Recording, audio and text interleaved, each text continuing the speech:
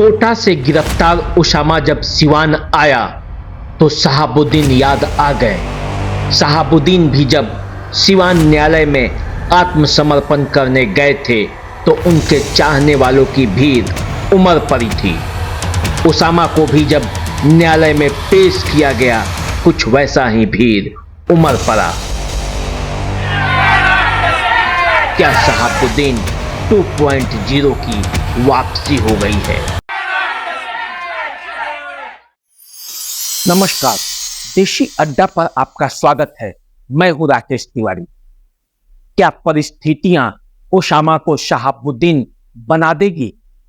क्योंकि चाह कर भी और न चाह कर भी उसामा शहाबुद्दीन के रास्ते पर निकल पड़े हैं।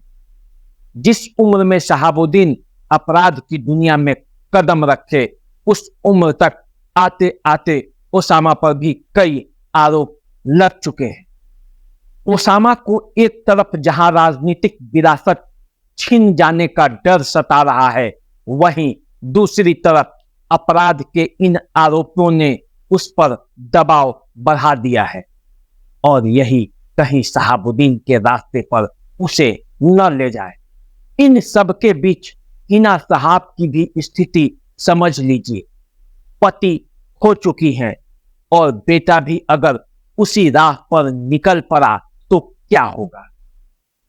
हिना साहब ने शहाबुद्दीन का हर दौर देखा है और इसीलिए कभी कभी जब लगता है कि उनके बेटे को फंसाया जा रहा है तो वो बिलख बिलख कर रोने लगती है।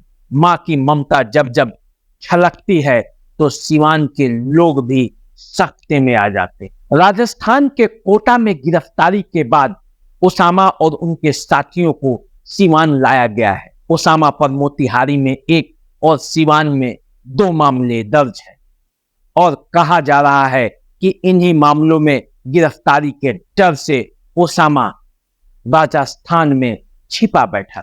उसामा राजस्थान में किसके डर से छिपा बैठा था ये मैं नहीं जानता, लेकिन एक डर मुझे है कि कहीं ये समाज और सिस्टम उसामा को शहाबुद्दीन न बना दे। शहाबुद्दीन अब इस दुनिया में नहीं है, इसलिए उनके आतंक कथाओं को कहने का कोई मायने नहीं।